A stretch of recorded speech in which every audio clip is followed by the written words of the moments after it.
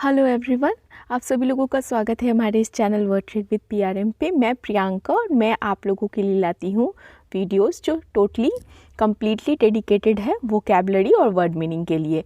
ये जो वीडियो है ये हिंदी टू इंग्लिश के लिए है।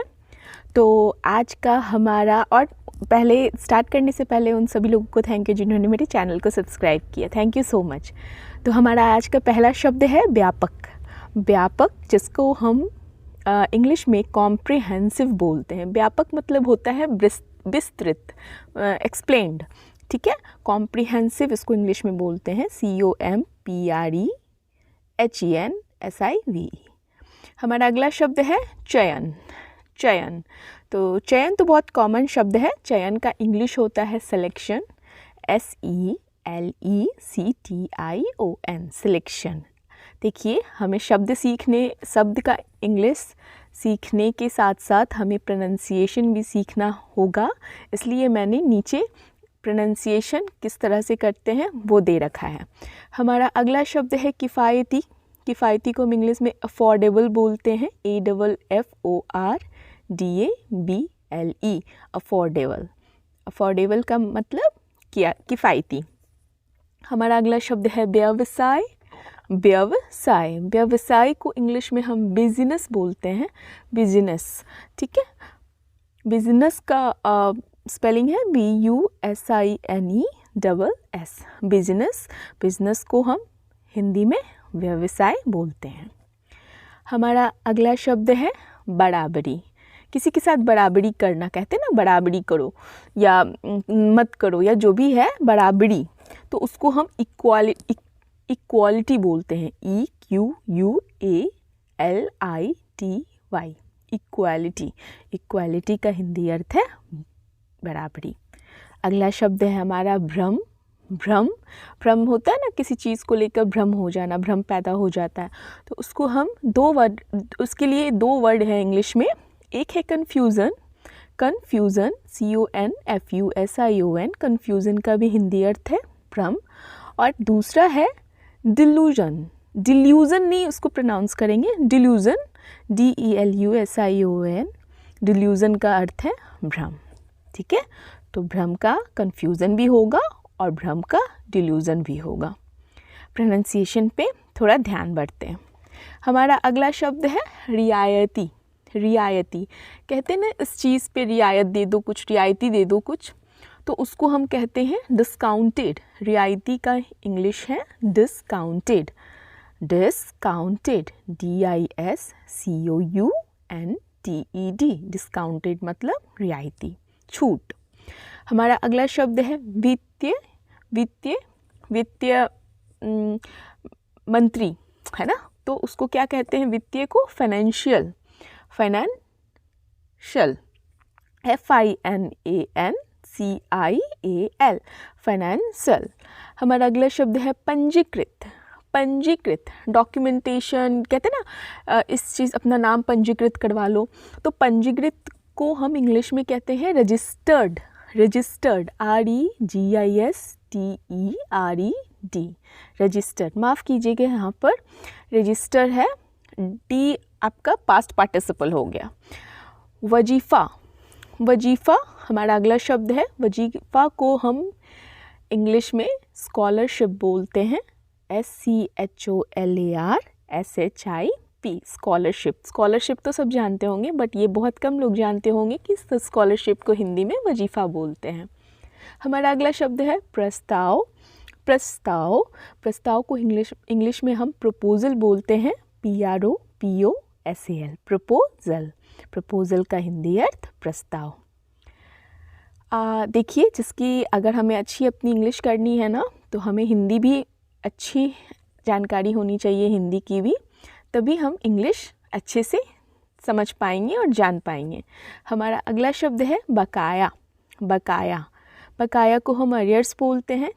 ये जनरली आपको फाइनेंस जो डॉक्यूमेंट्स होते हैं उसमें दिखाता है ना कि क्या बचा है, क्या बकाया है, तो अरियर्स बोलते हैं, ARREARS, अरियर्स। अरियर्स बोलते हैं इसको। अरियर्स मतलब बकाया। हमारा अगला शब्द है गैर मौजूदगी। गैर मौजूदगी, जिसको हम इंग्लिश में एब्सेंस बोलते हैं, ABSENCE, एब्सेंस। एब्सेंस का हिंदी अर्थ गैर मौजूदगी।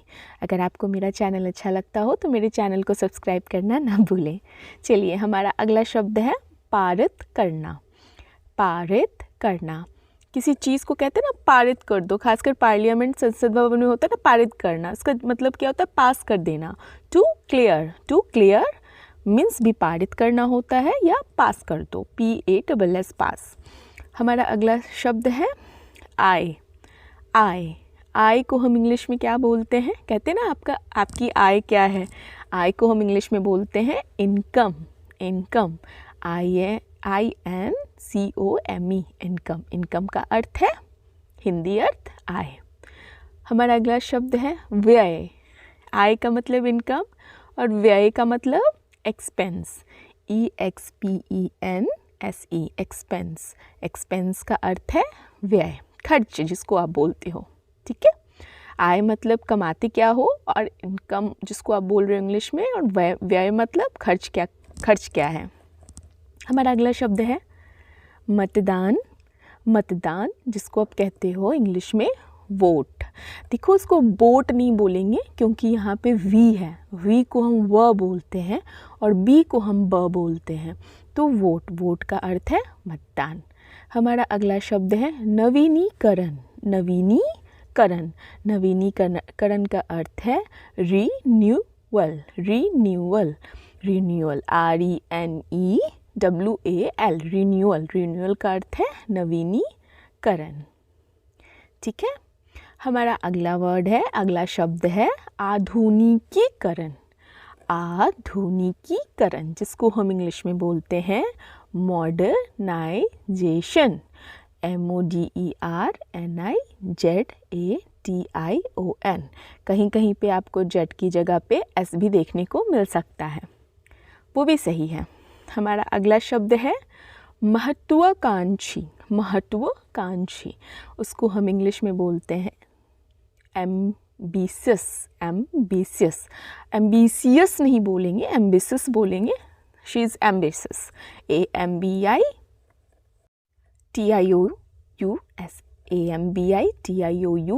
एम्बिशियस, जिसका अर्थ है महत्वाकांक्षी। हमारा अगला शब्द है आगामी को हम इसके इंग्लिश वर्ड हैं आगामी का, जैसे अपकमिंग का भी हिंदी अर्थ आगामी होता है, UPCOMING, अपकमिंग।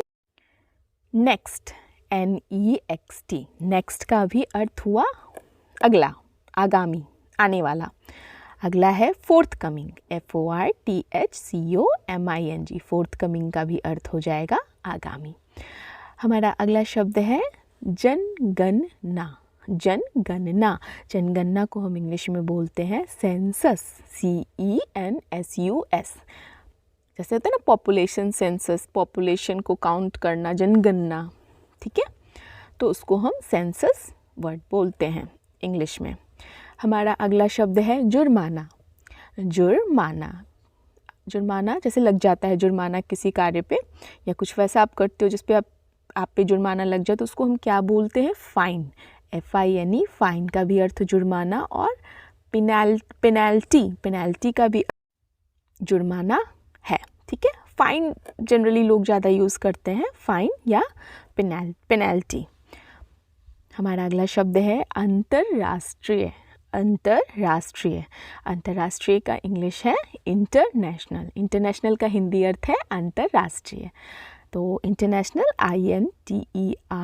INTERNATIONAL, इंटरनेशनल का अर्थ है अंतर्राष्ट्रीय। हमारा अगला शब्द है वार्षिक को हम इंग्लिश में कहते हैं एनुअल या ईयरली, ठीक है। जो वर्ष पे आए, एक वर्ष पे आए, तो उसको हम एनुअल बोलते हैं, ANNUAL, या ईयरली, YEARLY, ईयरली। तो दोनों का अर्थ होता है वार्षिक। Thank you for watching. अगर आपको मेरा कंटेंट अच्छा लगता हो तो प्लीज़ सब्सक्राइब कीजिए, वीडियो को लाइक कीजिए। कोई सजेशन हो, कोई एडवाइस हो तो आप कमेंट भी कर सकते हैं।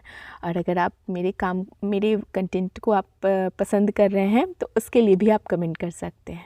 Thank you so much. Have